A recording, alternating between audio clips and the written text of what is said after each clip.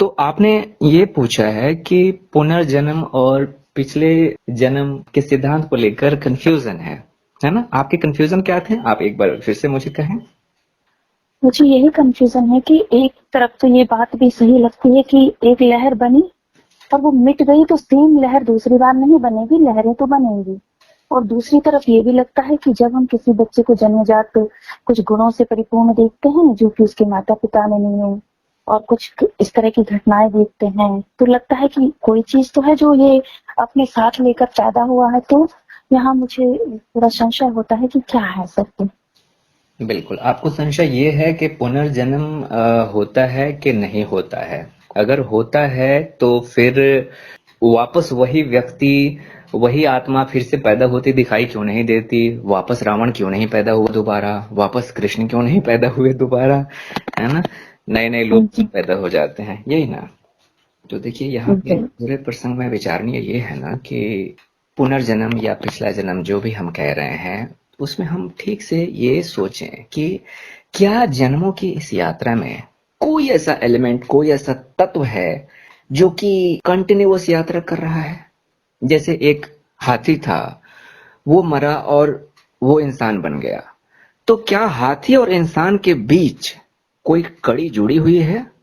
क्योंकि शरीर तो हाथी का मिटा, वो तो मिल गया मिट्टी में, और इधर नए मनुष्य का जो शरीर पैदा हुआ है वो हाथी के शरीर से नहीं आया है, वो एक माँ के शरीर से, मनुष्य स्त्री के शरीर से वो आया हुआ है। तो दोनों में ऊपर ऊपर तो कोई तालमेल दिखाई देता नहीं। तो दिखाई देने वाला तो कोई वहां पे धागा दिख नहीं रहा है हमें, लेकिन फिर भी क्या कोई धागा है? कुछ है जो जुड़ा हुआ है? अगर कुछ ऐसा है जो जुड़ा हुआ है, तभी तो हम कह सकेंगे ना कि जन्मों की जो यात्रा है ये होती है।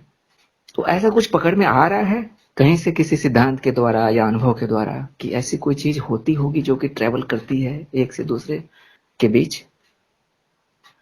चेतना। चेतना। तो चेतना की आप बात कर रही हैं, तो चेतना कैसे ट्रेवल करती होगी? कैसे लग रहा है, किस आधार पे आपने कहा कि चेतना ट्रेवल करती होगी? कैसे? इस आधार पे लग रहा है कि जिन तत्वों से हम मिलकर बने हैं, तो वो हाँ। जहाँ से आए थे वहां मिल गए। तो एक चीज आकाश के रूप में जिसे हम लेते हैं, वो स्पेस या कॉन्शसनेस, वो भी तो कहीं ना कहीं रही होगी। स्थूल शरीर धरती पर रह गया, हवा पानी मिट्टी अग्नि वायु, तो वो चेतना भी तो सरवाइव कर ही रही होगी, ऐसे सोच रही हूँ मैं। चलिए, बहुत अच्छा है आपका कहना है कि चेतना सरवाइव कर रही है, लेकिन चेतना का गुण ये है कि चेतना जो है वो निर्लिप्त है। चेतना अपने भीतर कोई स्मृति, कोई याददाश्त रखती नहीं है। तो चेतना अगर एक से दूसरे शरीर में जाती भी है, तो हम कैसे कहेंगे कि वो अपने साथ कोई स्मृति ले गई? क्योंकि पुनर्जन्म की बात तो तभी होगी ना जब इस जन्म से उस जन्म में कोई स्मृति गई है, कोई यादाश्त गई है, तभी तो वो नया व्यक्तित्व कह सकता है कि हाँ, मैं पहले भी था, यहाँ पैदा हुआ था। जैसे बुद्ध कहते हैं कि मैं हिरण था, कि मैं बंदर था। कुछ तो है भीतर बुद्ध के जो कि स्मृति के रूप में आया हुआ है। वो स्मृति कहाँ से आई है? वो स्मृति क्या चेतना लेकर आई है? चेतना यदि निर्लिप्त है तो स्मृति कैसे ले आई है वो? तो हमारे डीएनए में जो रहता है ब्लूप्रिंट टाइप से कुछ, या मेमोरी, वो ट्रेवल ये करता है क्या? ब्लूप्रिंट है, वो तो मटेरियल है, वो तो मैटर है, और चेतना मैटर नहीं है, मुझे है ना? तो व्यक्ति मर गया तो उसका डीएनए तो हमने जला दिया, डीएनए तो राख हो गई है। शरीर गया तो डीएनए गया, अच्छा। ठीक है। हम्म। और अगर हम ये कहेंगे कि उस व्यक्ति के जो बच्चे पैदा हुए हैं, तो वो उस व्यक्ति का पुनर्जन्म कैसे कहे जाएंगे? ये ठीक है कि उस व्यक्ति का डीएनए लेके आए हैं, तो उस व्यक्ति के कुछ गुण अपने में लाए हैं, लेकिन हम एक पुत्र को उसके पिता का पुनर्जन्म कैसे कह सकते हैं जबकि पिता अभी जीवित है? कह सकते हैं? हम्म। नहीं कह सकते ना। हम्म। तो फिर कौन सा एलिमेंट है जो वो जा रहा है एक शरीर से दूसरे शरीर में? ऐसा कोई एलिमेंट जब तक पकड़ में नहीं आता तब तक पुनर्जन्म का सिद्धांत जो है वो ठीक ठीक सही साबित होगा नहीं। वो क्या एलिमेंट है देवी? शरीर तो है नहीं, तय बात, क्योंकि हम्म। शरीर यहीं खत्म हो गया, राख हो गया वो ना। चेतना भी नहीं हो सकती क्योंकि चेतना निर्लिप्त है, चेतना अपने साथ कुछ लेके जा नहीं रही है। तो आप यहाँ पे ठीक ठीक पकड़ने की कोशिश करते हैं कि क्या शरीर और चेतना के बीच में कुछ है? शरीर पूरी तरह नश्वर है, चेतना पूरी तरह अनश्वर है। तो क्या इन दोनों के बीच में कुछ ऐसा है जो कि नश्वर भी हो सकता है और फिर भी नश्वर नहीं है, कुछ इस तरह का है। मन। ठीक है, बहुत अच्छे। तो क्या मन यात्रा करता है एक जन्म से दूसरे जन्म में? मन में शायद जो हमने संचय कर रखा हो वो यात्रा करता हो सूक्ष्म रूप से। जैसे मान लीजिए कि एक व्यक्ति है और वो एक बहुत बड़ा वैज्ञानिक रहा है। हम्म, अब जब उसके मरने की बेला आई है तो उसके सिर पे चोट लगती है एक्सीडेंट में, और चोट लगने के कारण वो अपनी सारी याददाश्त भूल गया है। मतलब वो जो व्यक्तित्व था भीतर वैज्ञानिक वाला, वो व्यक्तित्व खो गया, यानी मन खो गया। राइट? व्यक्तित्व खो गया यानी मन खो गया।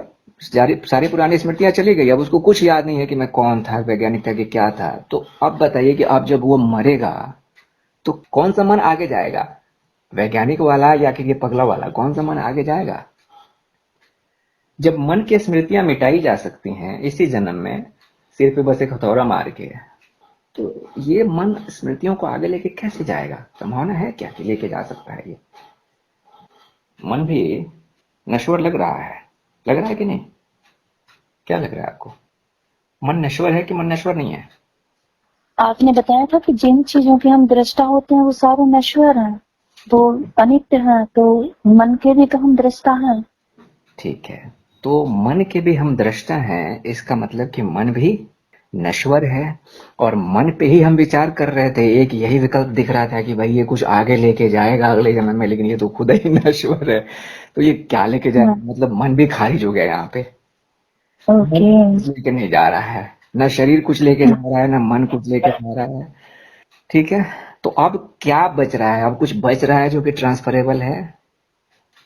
वृत्ति, चित्त। तो वृत्ति से क्या तात्पर्य है? अब इसको हम थोड़ा ठीक से समझेंगे कि वृत्ति को हम कितना समझते हैं, वृत्ति है क्या। हमने शब्द तो प्रयोग कर दिया, लेकिन है क्या वृत्ति, और ये कैसे बनती है, और कैसे ये चीजों को लेके चली जा सकती है, और ये मिटेगी नहीं, क्योंकि जब तक मिटेगी नहीं तभी तो आगे ट्रांसफर होगी नहीं ये। राइट? इस पे विचार करें ना कि वृत्ति क्या है, क्या वृत्ति मन से अलग कुछ है? क्या है ये जो कि शरीर मिटने पे भी शायद नहीं मिटती हो? क्या है ये देवी? विचार करते हैं इस पे। जय भगवान। हाँ, तो आप बताएं वृत्ति क्या है। आप बताइए। पहले तो आप बताएं कि वृत्ति शब्द का आपने प्रयोग किया है, तो वृत्ति शब्द से क्या अर्थ है? वृत्ति आपने किसको कहा? आपने मन शब्द का प्रयोग किया था, तो मन से तो आप परिचित थी ना कि मन क्या है। तो मन को तो हमने देख लिया, समझ लिया। अब वृत्ति की बात उठी है तो वृत्ति को भी हम समझ लेते हैं वृत्ति क्या है। तो वृत्ति उसके आगे की और बारीक लेयर होगी, मुझे ऐसा। किसके आगे के लिए? मन की और बारीक।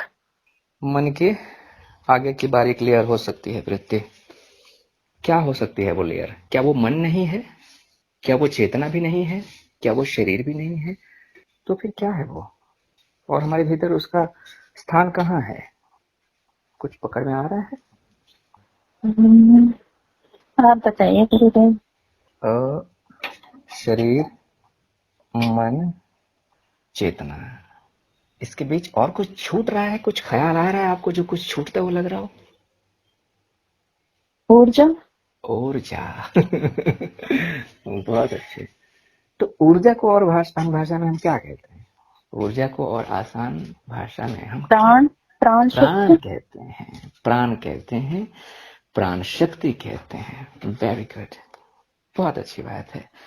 तो अब हम पहुंचे हैं सही जगह पे। तो अब ये प्राण जो है ये शरीर और मन से किस प्रकार भिन्न है? क्योंकि शरीर को हमने देखा कि शरीर तो पूरा ही मिट जा रहा है, हमारी आंखों के सामने मिट जा रहा है, समाप्त हो जा रहा है, तो इससे तो कोई आशा ही नहीं कि कुछ लेके जाएगा आगे। मन को हमने देखा कि भाई हम तो उसके दृष्टा हो जाते हैं, हम जिसके दृष्टा हैं वो भी नश्वर होता है, तो मन भी नश्वर है जी, जाएगा, मिट जाएगा ये भी। मन को तो यही मिटाया जा सकता है, एक हथौड़ा मारिए और मन गया। लेकिन हमने बात की प्राणों की, और प्राणों के विषय में आपने कहा कि प्राण ऊर्जा है, और ऊर्जा का क्षय नहीं होता है। तो अगर रूपांतर। हाँ, तो अब ऊर्जा का क्षय नहीं होता है यानी ऊर्जा अक्षय है, और हर जीवन ऊर्जा का ही रूप है। यही ऊर्जा जो अभी लकड़ी थी, यही ऊर्जा बदल के कल को एक पौधा हो जाती है। वही ऊर्जा जब हिरन उसको चबा के खा लेती है तो वो एक हिरन का शरीर हो जाती है। उसी हिरन को मार के एक शिकारी खा लेता है तो वो एक मनुष्य का शरीर हो गई है ऊर्जा। तो ये जो ऊर्जा बदल रही है एक से दूसरे रूपों में, जीवन के रूपों में, यदि यही ऊर्जा अपने साथ कुछ लेके जा सकती है तो हम कहेंगे कि हाँ, ये जीवन जो है एक से दूसरे रूप में बदल रहा है। तो यहाँ पे पुनर्जन्म की कुछ संभावना समझ में आएगी, बात पकड़ में आएगी। तो अब जय हो भगवान। आ रही समझ में। आ रहे हैं ना? हाँ प्रभु। तो अब आप यहाँ पे बताएं। अब यहाँ पे हम वृत्तियों की पुनः चर्चा करते हैं, वृत्तियों पे वापस आते हैं। हम्म, वृत्तियां क्या है? जैसे हमने जो मान रखे है नहीं है, जैसे अहम वृत्ति है हाँ कि जो हमने है नहीं है लेकिन उसको हमने अपना होना मान रखा, हाँ, उस टाइप से एक लहर उठ रही है सही बात है, टाइप से। बिल्कुल, बहुत सही है। मतलब ये हुआ कि वृत्ति जो है वो हमारे कर्मों का रिपीटिशन है, राइट? अच्छा। Repetition of habits is tendency. Tendency यानी वृत्ति। कोई भी कर्म जिसको बार बार बार बार दोहराया गया है वो वृत्ति बनती है। पहले तो जब हम उसको दोहराते हैं तो वो आदत बनती है। तो आदत बनती है तो आदत हमारी इंद्रियों में संचित होती है। आदत से जब वो मजबूत होती है तो आदत से मजबूत होकर फिर वो धीरे धीरे हमारी टेंडेंसी बनने लगती है, वृत्ति बनने लगती है। और टेंडेंसी और वृत्ति जैसे बनेगी वैसे ही हमारी इंद्रियों से और पीछे जाएगी, वो मन के तल पे जाएगी, मन के तल से और गहरे जाएगी। मन के तल पे जब उसको बार बार रिपीट किया जाएगा तो मन से पीछे प्राणों के तल पे पहुंचेगी वो। और प्राणों के तल पे जब एक बार वो पहुंच गई तो फिर वहां पे उसका संचय होता है, राइट? जैसे मान लीजिए, थोड़ी देर के लिए उदाहरण के तौर पे समझिए कि पृथ्वी क्या है? पदार्थ है। लेकिन ये पदार्थ जो है ये ऊर्जा का एक रूप है।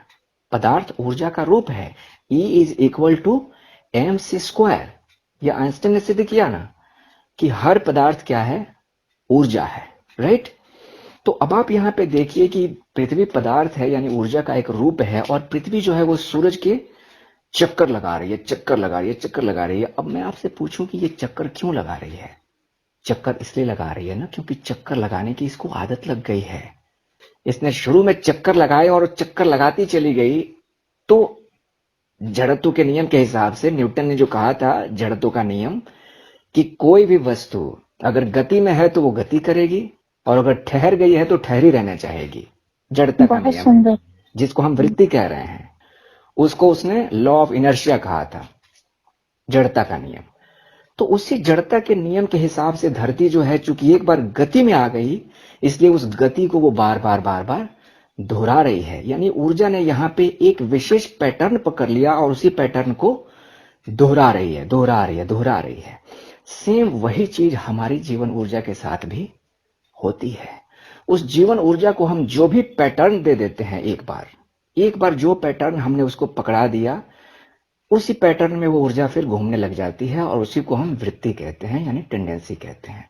जैसे कटोरे में रखा पानी है, स्थिर है, लेकिन उसमें उंगली डाल के 2-4 बार आपने घुमा दिया गोल गोल और उसके बाद उंगली हटा लीजिए, वो पानी घूम रहा है, घूमता रहता है उंगली हट जाने के बाद भी, क्योंकि उस ऊर्जा को एक विशेष हमने पैटर्न दे दिया।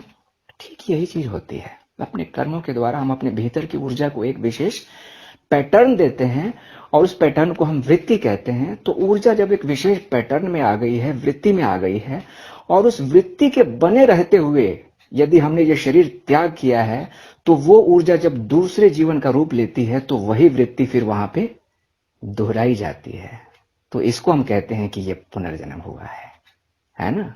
अद्भुत अद्भुत अद्भुत। पहली बार मुझे इतनी बारीकी से ये बात समझ में आई। नमन प्रभु।